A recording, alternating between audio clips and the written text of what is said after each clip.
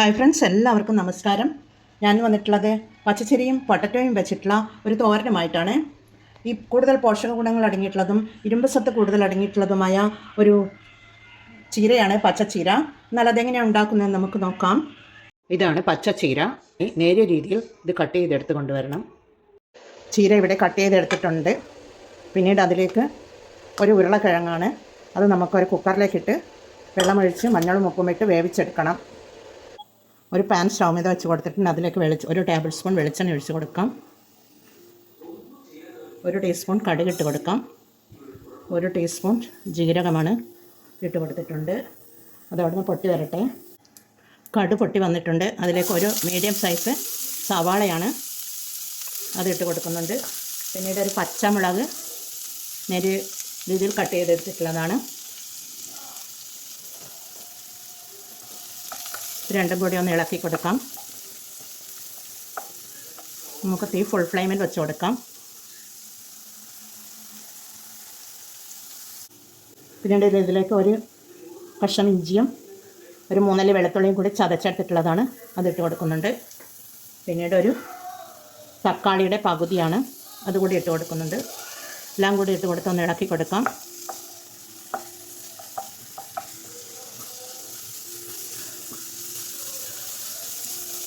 ചപ്പാത്തിക്കൊക്കെ കഴിക്കാൻ പറ്റിയ ചെറിയൊരു ഗ്രേവിയോട് കൂടിയുള്ള ഒരു പൊട്ടറ്റോയും പച്ചച്ചീരയും വെച്ചിട്ടുള്ള ഒരു റെസിപ്പിയാണ് ഞാനിന്ന് ഉണ്ടാക്കുന്നത്. ഇത് ചപ്പാത്തിയും പൂരി, അപ്പം എന്നിവിടെ കൂടെ കഴിക്കാൻ നല്ല ടേസ്റ്റാണ്. ഇനി പൊടികൾ ഇട്ട് കൊടുക്കാം. ഒരു ടീസ്പൂൺ മഞ്ഞൾ പൊടി ഇട്ട് കൊടുക്കാം. 1/2 ടീസ്പൂൺ മുളക് പൊടി ഇട്ട് കൊടുക്കാം.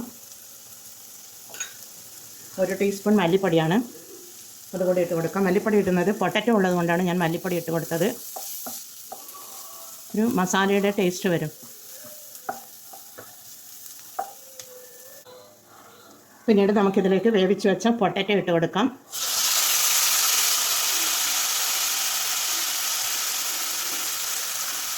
അതിനുശേഷം പച്ചച്ചീരയാണ് നേരിയ രീതിയിൽ കട്ട് ചെയ്തെടുത്തിട്ടുള്ളതാണ്. അത് നമുക്കിതിലേക്ക് ഇട്ട് കൊടുക്കാം. പിന്നീട് ആവശ്യത്തിന് ഉപ്പിട്ട് കൊടുക്കാം. ഒരു ടീസ്പൂൺ ഉപ്പിട്ട് കൊടുക്കുന്നുണ്ട്. പൊട്ടറ്റോയിൽ ഉപ്പ് ഞാൻ ആദ്യമേ ഇട്ട് കൊടുത്തിരുന്നല്ലോ, അതുകൊണ്ട് ചീരക്ക് വേണ്ടിയിട്ടുള്ള ഉപ്പ് മാത്രം നമുക്ക് ഇട്ട് കൊടുക്കാം. എല്ലാം കൂടി ഒന്ന് ഇളക്കി കൊടുക്കാം.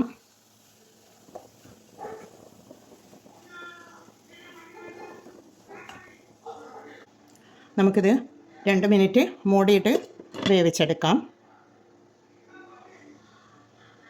പിന്നീട് ഇതിലേക്ക് ഒരു 1/4 കപ്പ് ചിരകിയ തേങ്ങയും ഒരു 3 ചെറിയ ഉള്ളിയും 2 അല്ലി വെളുത്തുള്ളിയും കുറച്ച് കാന്താരിയും എടുത്തിട്ട് മിക്സിയുടെ ജാറിലിട്ട് ഒന്ന് ക്രഷ് ചെയ്തെടുത്ത് കൊണ്ടുവരണം. നിങ്ങളുടെ കാന്താരി ഇല്ലെങ്കിൽ ഓപ്ഷണലാണ് കാന്താരി ഇല്ലെങ്കിൽ നിങ്ങൾക്ക് മുളക് പൊടിയോ പച്ചമുളകോ എടുക്കാവുന്നതാണ്. തേങ്ങയും കാന്താരിയും ചെറിയ ഉള്ളിയും വെളുത്തുള്ളിയും കൂടി ക്രഷ് ചെയ്ത് കൊണ്ടുവന്നിട്ടുണ്ട്. അത് നമുക്ക് ചീരയിലേക്ക് ഇട്ട് കൊടുക്കാം. ഇവിടെ മൂടി തുറന്ന് നോക്കാം. ഗ്രേവി നല്ലതുപോലെ ചീരയുടെ വെള്ളം ഇറങ്ങി വന്നിട്ടുണ്ട്. അതിലേക്ക് നമുക്കിത് ഈ തേങ്ങ ഇട്ട് കൊടുക്കാം.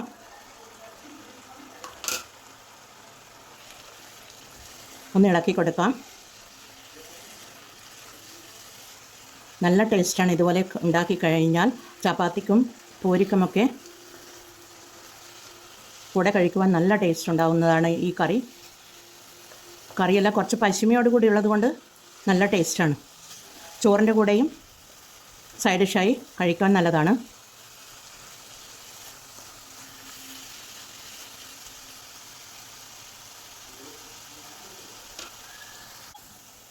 പിന്നീട് ഇതിലേക്ക് കുറച്ച് കുരുമുളക് പൊടി ഇട്ട് കൊടുക്കാം. കാന്താരി ഇട്ടത് കൊണ്ട് എരിവുണ്ട്, എന്നാലും ലാസ്റ്റ് നമുക്ക് കുറച്ച് കുരുമുളക് പൊടി ഇട്ട് കൊടുത്തിട്ടുണ്ട്.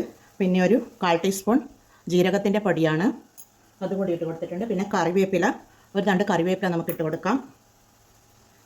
അതിനുശേഷം ലാസ്റ്റ് ഇതിൻ്റെ ടേസ്റ്റ് ഒന്ന് ഫ്ലേവറൊന്ന് കൂടുവാൻ വേണ്ടി കസൂരി മേത്തിയാണ്. ഇതൊന്ന് കൈകൊണ്ട് ഇങ്ങനെ ഞരടിയെടുത്ത് നമുക്കതിലേക്ക് ഇട്ട് കൊടുക്കാം. ഉരുളക്കിഴങ്ങിൻ്റെ റെസിപ്പി ഉണ്ടാക്കുമ്പോൾ കസൂരി മേത്തി ഇടുന്നത് നല്ലൊരു ടേസ്റ്റും ഫ്ലേവറും ഉണ്ടാക്കുവാൻ നല്ലതാണ്. എന്നാൽ എല്ലാം കൂടി നമുക്കൊന്ന് ഇളക്കി കൊടുത്ത് 1 മിനിറ്റ് മൂടിയിട്ട് മാറ്റി വെച്ച് നമുക്ക് സർവിങ് പ്ലേറ്റിലേക്ക് മാറ്റാം. മൂടിയിട്ട് 1 മിനിറ്റ് വെക്കാം. പച്ചച്ചിരിയും പൊട്ടറ്റോയും വെച്ചിട്ടുള്ള തോരൻ ഇവിടെ റെഡിയാണ്.